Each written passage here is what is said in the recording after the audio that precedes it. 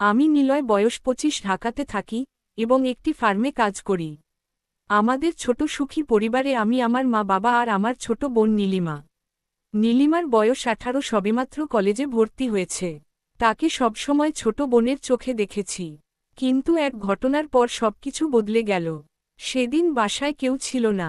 মা গিয়েছিলেন নানুর বাড়ি আর বাবা ছিলেন বন্ধুদের সাথে বাইরে।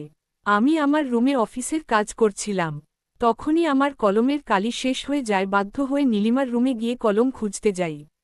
নীলিমার রুমে গিয়ে আমি যা দেখলাম তা আমাকে হতবাক করে দিল। নীলিমা ল্যাপটপে কিছু একটা দেখছিল এবং অস্বস্তি বোধ করছিল। আমি কিছুক্ষণ অবাক হয়ে দেখলাম তাকে এভাবে দেখে লজ্জা লাগছিল। আমি কাশি দিয়ে বললাম, আমি কি আসতে পারি? নীলিমা দ্রুত নিজেকে ঠিক করে বলল, হ্যাঁ ভাইয়া। আমি বললাম, তোর কাছে কি কলম আছে? সে ড্রয়ার থেকে কলম বের করে দিল। হঠাৎ সে বলল, ভাইয়া আমার শরীর ভালো লাগছে না।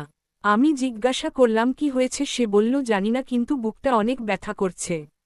আমি বললাম, তুই শুয়ে পড়। নীলিমা খাটে শুয়ে পড়ল।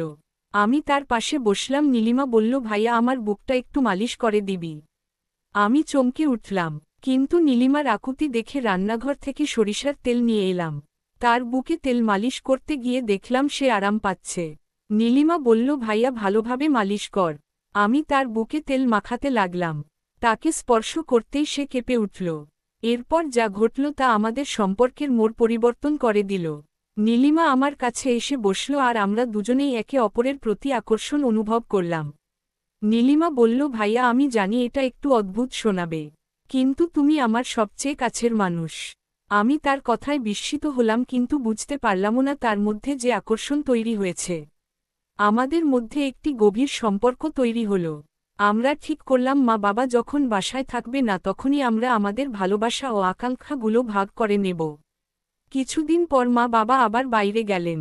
আমরা বাসায় একা থাকলাম। নীলিমা আমার কাছে এসে বলল, ভাইয়া আজ আমরা একটু সময় কাটাবো?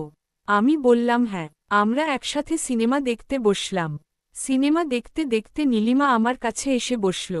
তার চোখে একটা মিষ্টি মায়া। সে আমার দিকে তাকিয়ে বলল, ভাইয়া আমি তোমাকে সবার চেয়ে ভালোবাসি। আমি তার কথায় মুগ্ধ হয়ে বললাম, আমিও তোমাকে ভালোবাসি। নীলিমা আমরা একে অপরকে জড়িয়ে ধরলাম। আমাদের এই নতুন সম্পর্ক যেন আমাদের জীবনে এক নতুন অধ্যায় হয়ে দাঁড়াল। এরপর থেকে আমরা বুঝতে পারলাম আমাদের ভালোবাসা শুধু ভাইবোনের মধ্যে সীমাবদ্ধ নয়। আমরা একে অপরের সঙ্গী হয়ে থাকব। আমরা আমাদের সম্পর্ককে গোপন রাখব, কিন্তু আমাদের ভালোবাসা চিরকাল থাকবে। আমাদের এই বিশেষ সম্পর্ক যেন আমাদের জীবনের প্রতিটি মুহূর্তকে সুন্দর করে তুলল। আমরা সবসময় একে অপরের পাশে থাকব আর আমাদের ভালোবাসা কখনো ম্লান হবে না। আমাদের এই সম্পর্কের শুরুতেই কিছুটা জড়তা ছিল, কিভাবে আমরা এভাবে জীবনযাপন করব, কিভাবে সবকিছু সামলাব। কিন্তু সময়ের সাথে সাথে আমরা নিজেদের মধ্যে বোঝাপড়া তৈরি করলাম।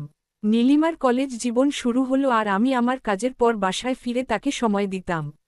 আমরা একসাথে গল্প করতাম, সিনেমা দেখতাম আর বিভিন্ন বিষয়ে আলোচনা করতাম। নীলিমা একদিন আমার কাছে এসে বলল, ভাইয়া তুমি জানো কলেজে আমার অনেক বন্ধু হয়েছে, কিন্তু আমি তোমার সাথে সময় কাটাতে সবচেয়ে বেশি ভালোবাসি। আমি হাসি দিয়ে বললাম, আমি তো তোকে সবচেয়ে বেশি ভালোবাসি নীলিমা। আমাদের সম্পর্ক আরও গভীর হল। নীলিমা আমার সবকিছু জানত আর আমি তার সবকিছু জানতাম। আমরা একে অপরের সুখ দুঃখ ভাগ করে নিতাম। একদিন নীলিমা আমার কাছে এসে বলল, ভাইয়া আমি একটা জিনিস ভাবছি, আমরা কি আমাদের সম্পর্ককে আরও গভীর করতে পারি? আমি তার কথায় অবাক হলাম, কিন্তু বুঝতে পারলাম নীলিমা যা বলছে তা আমাদের জন্যই। আমি বললাম, তুই যা বলছিস তা ঠিক, আমরা আমাদের সম্পর্ককে আরও গভীর করতে পারি, কিন্তু সেটা করার জন্য আমাদের কিছু নিয়ম মানতে হবে। নীলিমা সম্মতি দিয়ে বলল, হ্যাঁ ভাইয়া আমি রাজি। আমরা ঠিক করলাম আমাদের সম্পর্ককে আরও গভীর করার জন্য আমরা একে অপরকে সবসময় সাপোর্ট করব। আমরা একে অপরের পাশে থাকব সবসময়। আমাদের এই সম্পর্ক গোপন রাখতে হবে।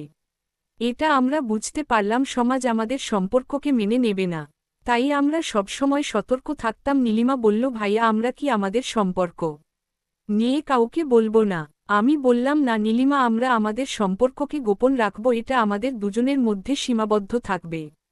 আমাদের এই গোপন রাখা কঠিন ছিল, কিন্তু আমরা সবসময় একে অপরকে বিশ্বাস করতাম আর আমাদের সম্পর্ককে মজবুত করে তুলতাম। আমাদের সম্পর্ককে মেনে নিতে সময় লেগেছে, কিন্তু আমরা একে অপরের পাশে সবসময় ছিলাম। আমাদের ভালোবাসা এতটাই গভীর ছিল যে আমরা সবকিছু সামলে নিয়েছিলাম। নীলিমা একদিন আমার কাছে এসে বলল, ভাইয়া, আমি তোমাকে ছাড়া কিছু ভাবতে পারি না। আমি তাকে জড়িয়ে ধরে বললাম, আমিও তোকে ছাড়া কিছু ভাবতে পারি না। নীলিমা আমাদের এই বিশেষ সম্পর্ক যেন আমাদের জীবনের প্রতিটি মুহূর্তকে সুন্দর করে তুলল। আমরা সবসময় একে অপরের পাশে